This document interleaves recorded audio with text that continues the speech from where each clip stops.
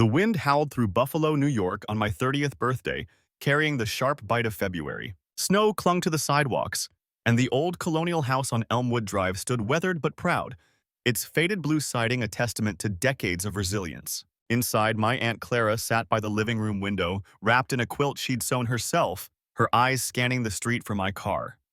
She'd always done that, waited for me, as if my arrival anchored her day. I stepped through this door, arms full of lasagna and a chocolate cake from the bakery on Hertel Avenue. "Made your favorite," I said, kissing her forehead.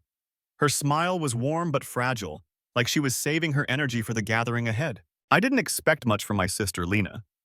Not a card, not a call, but I hoped she'd at least show up on time for once. She didn't. Lena swept in an hour late, her scarf trailing behind her like a stage curtain, her boots clicking on the hardwood. She hugged Clara with exaggerated warmth, ignoring the fact that she'd dodged Clara's texts for weeks. To me, she offered a tight-lipped smile. We hadn't spoken properly in months. The house filled with familiar faces, cousins, neighbors, Clara's friend from the library knitting group.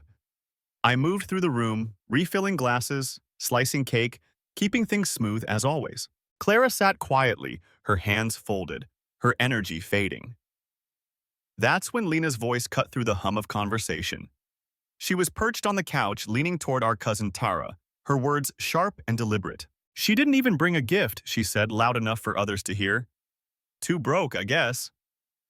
Heads turned. Tara flushed. Clara's fingers tightened on her quilt. The words didn't sting. They settled, heavy and familiar, like a weight I'd carried for years.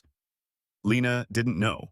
Or maybe she didn't care. She never saw the late-night calls from Clara about unpaid bills, the pharmacy runs I made, the repairs I covered when the furnace broke. She didn't know about the second job I'd taken, the weekends spent freelancing to keep Clara's home afloat. I slipped into the kitchen, my hand closing around the small envelope in my pocket. It wasn't much to look at, just paper, a notary's seal, a single key. But it held everything. I took a breath and walked back to Clara. The room quieted as I knelt beside her chair. "I do have a gift," I said, pressing the envelope into her hands. "It's not the kind you wrap." Clara's eyes flickered with confusion. I smiled. "The house, the mortgage, it's paid off. The deed's in your name, it's yours forever." Her fingers trembled as she opened the envelope, pulling out the key to the new front door lock I'd had installed. Her breath caught. A soft, shaky sound that wasn't loud or dramatic, just raw, like a weight she'd carried for decades had finally lifted. "Ellie, you didn't," she whispered. "I did."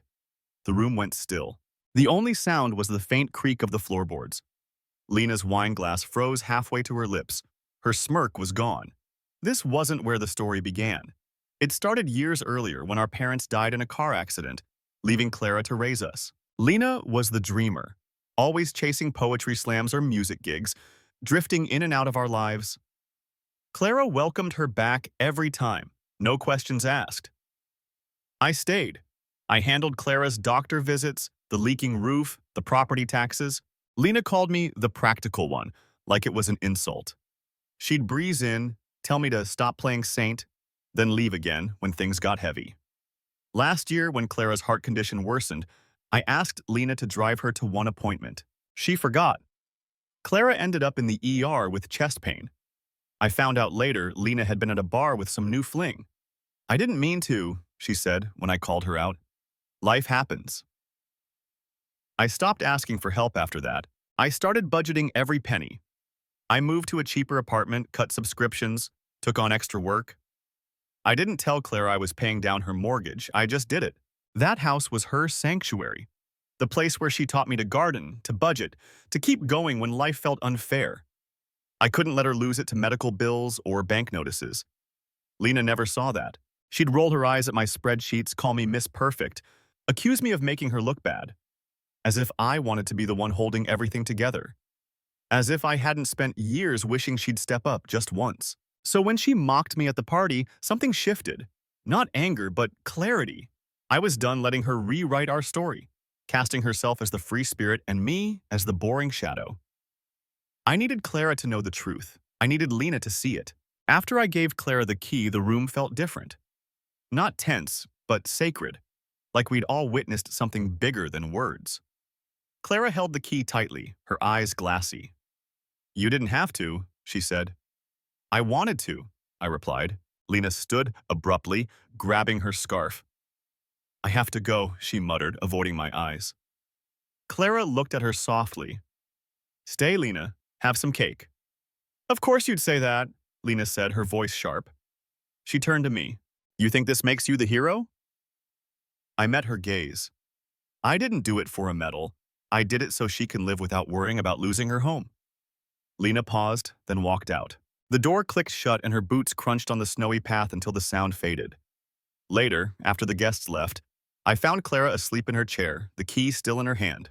I cleaned up, stacking plates, wiping counters. My phone buzzed at 1 a.m. A text from Lena. You just love being the savior, don't you? I didn't reply. She wouldn't understand that this wasn't about glory. It was about love, the kind that shows up in bank transfers and late-night errands. The next morning, I brought bagels and coffee. Clara was awake, folding dish towels, humming softly. She looked at me over her mug. I always worried I gave Lena too much and you not enough. You gave what you could, I said. I let her take up all the air, she said quietly. I thought she needed it more. But you were holding up the roof. I wanted to say it was okay, but the truth was I'd felt invisible. I'd resented how Lena could crash and burn, and Clara would always catch her, while I was expected to stand firm. I didn't say that, I just nodded. Lena stayed away for weeks. Clara didn't mention her, and neither did I. I fixed the porch light, organized Clara's prescriptions, repainted the guest room. The house felt lighter, like it could breathe again. Then, in late March, Lena showed up. No call, no warning. Her eyes were puffy, her coat dusted with snow. She stood in the kitchen, staring at the stack of papers on the table. Deed, insurance, all in Clara's name. You really did it, she said. I said I did. She sat down. So what now? That's up to Clara, I said. The house is hers. Why does it feel like you still won? I didn't answer. She paced, then stopped. Do you think I'm awful? I looked at her. No, but I think you've spent so long feeling like the underdog that you never asked who was picking up the pieces when you walked away. Her face softened, like she'd heard me for the first time. I'm not trying to hurt you, I added, but I'm done letting you act like my efforts don't matter. She nodded, then left. It didn't feel like an argument, it felt like a door cracking open. A month later, Clara showed me a new will. She'd left the house to me. Not to punish Lena, she said, but because you've kept this place alive, it belongs with you. I didn't want it. I didn't need it. But I understood.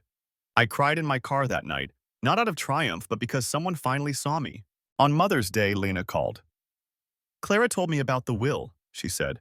I'm not mad. I didn't get it at first, but it makes sense.